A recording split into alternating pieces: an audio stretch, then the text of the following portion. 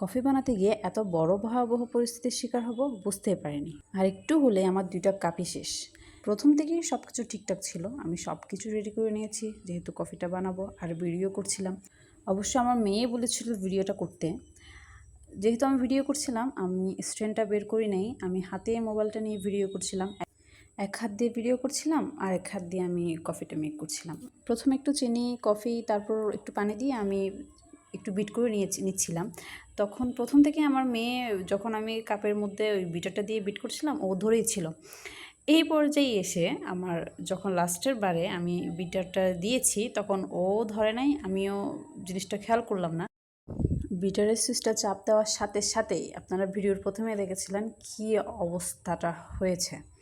আর একটু হলে আমার 2টা কাপই শেষ। কী একটা অবস্থা যে দেখতে পাচ্ছেন। এখন